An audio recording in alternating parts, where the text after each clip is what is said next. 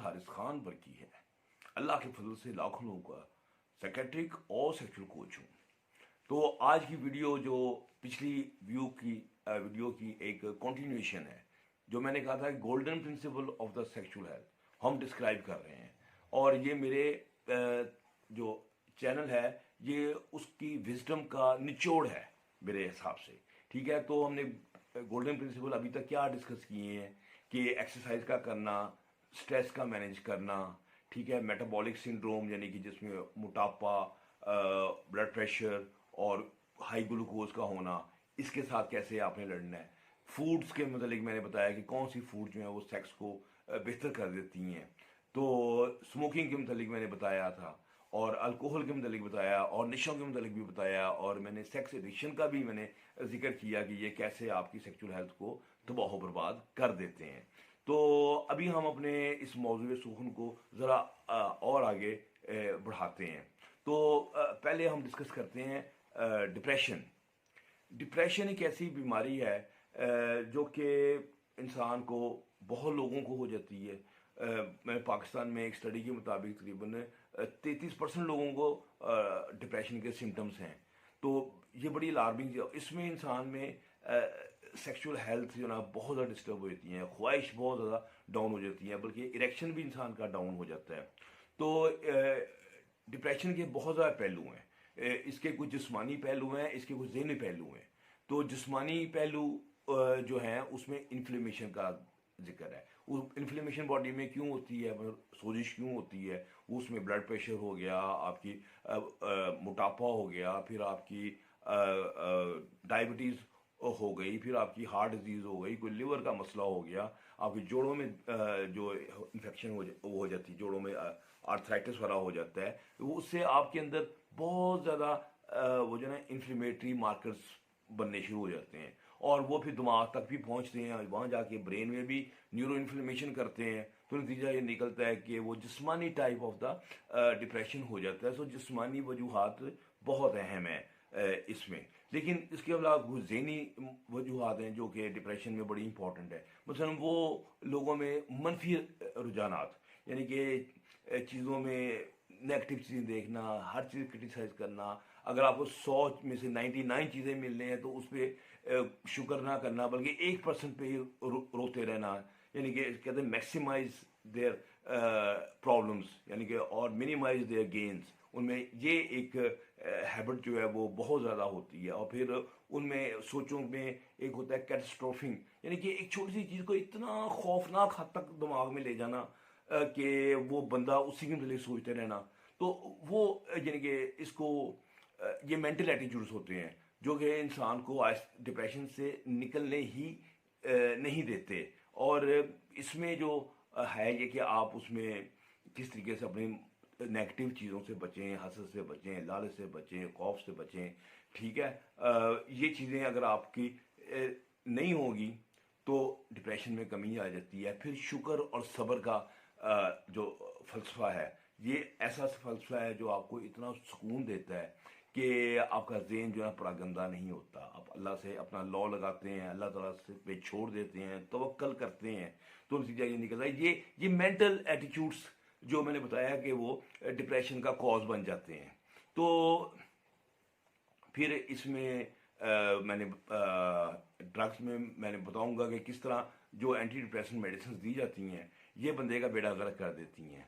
ठीक है, तो उसमें आप डिप्रेशन से बचने के लिए ये है कि आप अपनी स्ट्रेस की मैनेजमेंट रखें, टाइम मैनेजमेंट रखें, एक्सरसाइज वगैरह करते रहें, फूड में एक बैलेंस फूड लें सारी।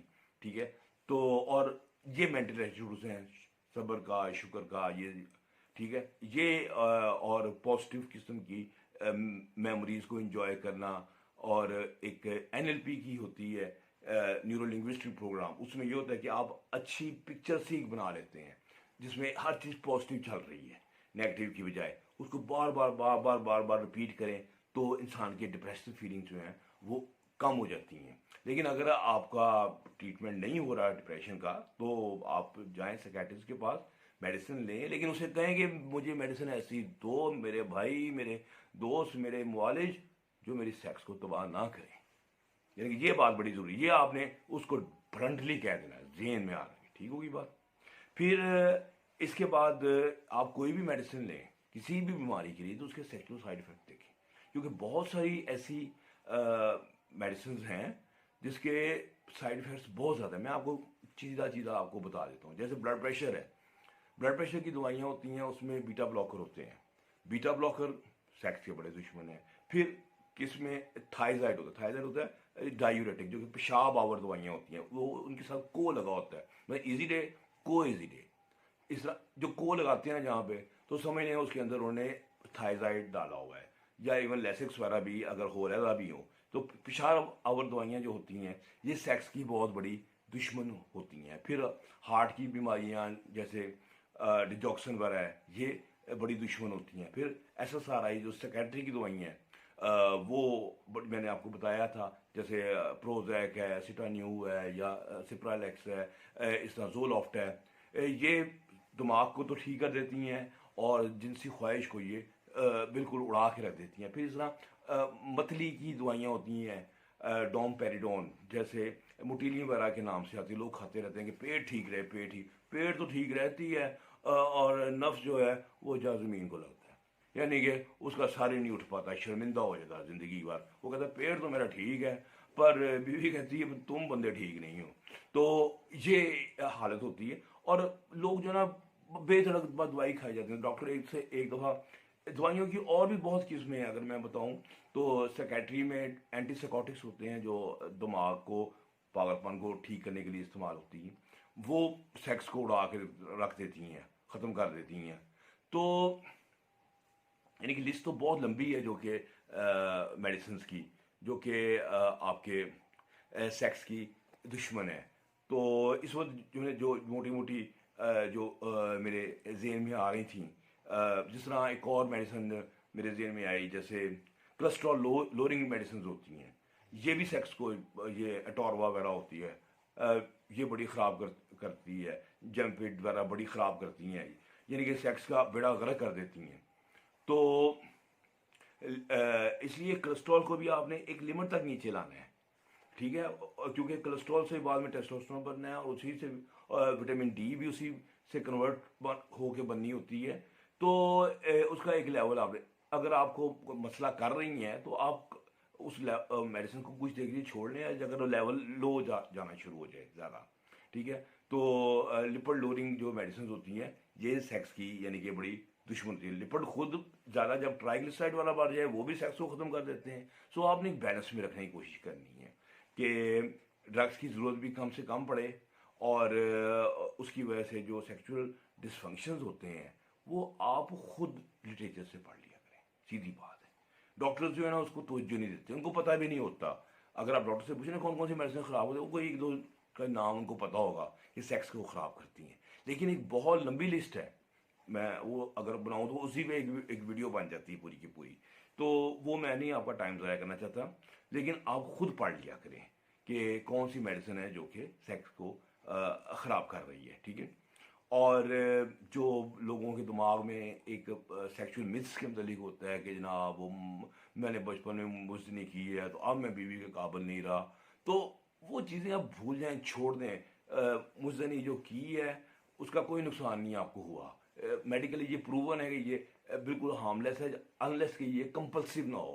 कंपल्सिव मैस्टरबेशन होती है जो दिन में 2-2 दफा 3 दफ़ा कर रहे होते हैं, पूरा वीक कर रहे होते हैं, एक वीक में 10-10 टाइम 12-12 टाइम कर रहे होते हैं और मुतवातर कर रहे होते हैं। तो और इवन वो 25 साल के भी हो गए हैं उसके बाद भी कर रहे हैं, तो वो कंपल्सिव उसमें एक यानी कि सेक्सुअल नुकसान होते हैं जो जिस्मानी भी होते हैं और सेक्सुअल भी होते हैं।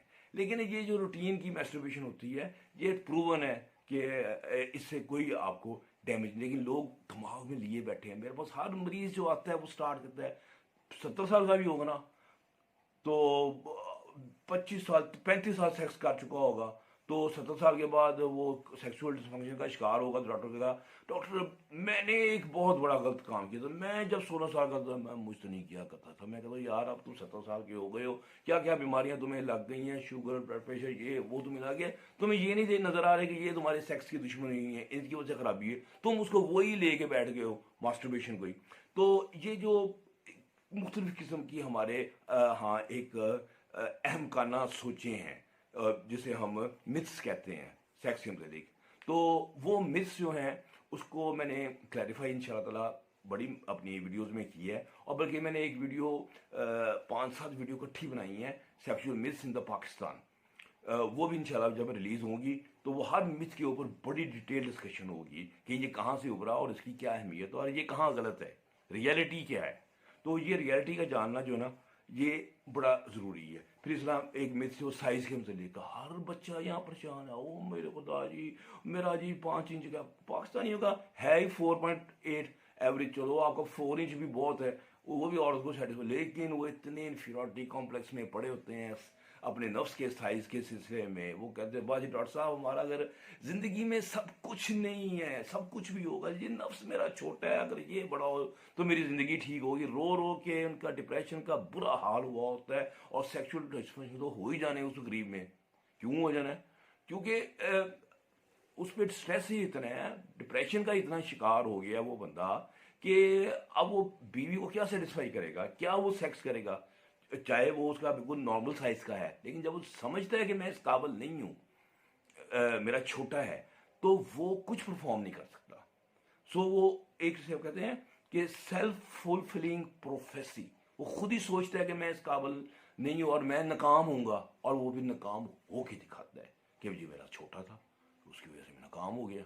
ठीक है, तो और इस तरह ही मैंने हाथ का यूज़ किया, मैं नाकाम हो गया। इस तरह लोगों में टेढ़ेपन का बड़ा अजीब है, हालांकि नॉर्मली थोड़ा सा राइट पे या लेफ्ट पे टिल्टेड होता है, नॉर्मल हर बंदे का होता है, लेकिन वो कहते हैं ये नहीं मैंने हाथ का यूज़ किया, हाथ के यूज़ के बाद मेरा टेढ़ा हो गया। टेढ़ा होने का मतलब है मेरी नसें ख़त्म हो गई, नसें ख़त्म हो गई तो बस मेरा ये हशर हो गया, नशर हो गया, या मेरी रगें बाहर आ गई हैं। वही रगें जो बाहर आ गई हैं भाई, स्किन की रगें हैं, खुदा का नाम लो, ये कोई अंदर कोई कॉर्पस को नज़म की तो नहीं है जो मशीनरी स्टैंड करती है। और स्किन का क्या ताल्लुक है इरेक्शन के साथ, वो तो ऊपर एक गिलाफ है। तो लेकिन वो वहाँ से रगें नजर आई तो बस डॉक्टर साहब मेरा तो सब कुछ खत्म हो गया, मेरा तो अब दीन ईमान खत्म हो गया, मैं तो खुदकुशी करने, एक ही लाइन रह गया मेरे पास, सब तो अब तो रेलवे लाइन रहेगी, उसी पे जाना है मैंने। अब बस पता तो है फेलियर तो हो ही जाना है, नाकाम तो हो ही जाना है। तो ये नफ्स का टेढ़ापन और उसका साइज और मस्टरबेशन और उसकी वजह से इंसान में जो परफॉर्मेंस एंजाइटी, ये सारे सेक्स की दुश्मन तरीन है। और ये कुछ भी नहीं है, इसमें ठीक करने में टका नहीं लगता आपका, सिर्फ आपका माइंड क्लियर हो जाए, you are absolutely okay, nothing else.